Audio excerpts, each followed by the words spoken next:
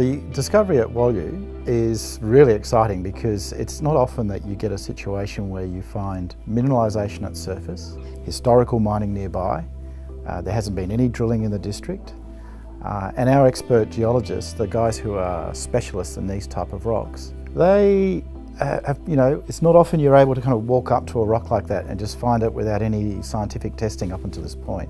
So what's been found at Wolu is additional epithermal quartz veins that are south of the historical mine. And so this is really exciting because epithermal systems tend to have high-grade zones, and this is new mineralisation outside of the mine area. And our sampling already shows quite good gold and silver results. In Australia, this probably would have been found 30, 40, 50 years ago. And so in Korea, we've got this unique opportunity where we've found something that would normally have had a lot of work done on it. And we can start from day one working on it. So it's really exciting. To get a visual, if you think of a hot spring geothermal system, so fluids are going through and venting at the surface, that's an active epithermal system.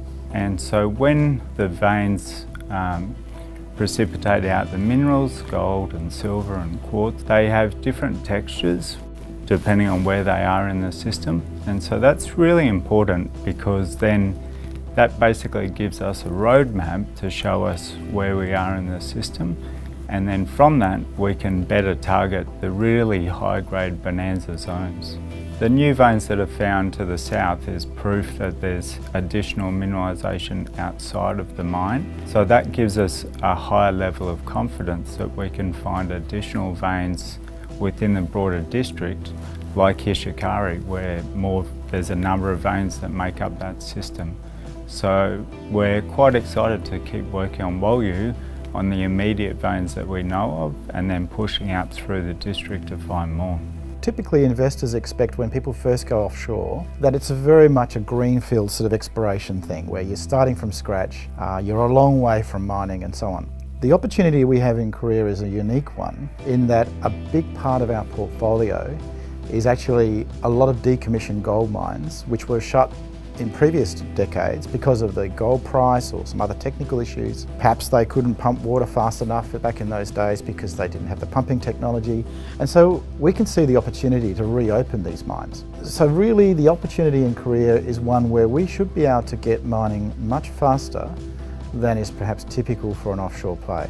So what I've been doing is talking to mining groups, those sort of mining groups in Southeast Asia, which are used to mining narrow vein underground gold mines. It's a bit of a specialist sort of area. Not everyone can do that sort of thing. But I'm talking to these different groups with the idea of bringing them into the country as soon as possible so that we can actually start our mining activities sooner rather than later. It's really exciting to be part of these discoveries in South Korea, and we already have a track record of making finds in Korea with Ivanhoe mines and now with Southern Gold. So yeah, it's been quite rewarding.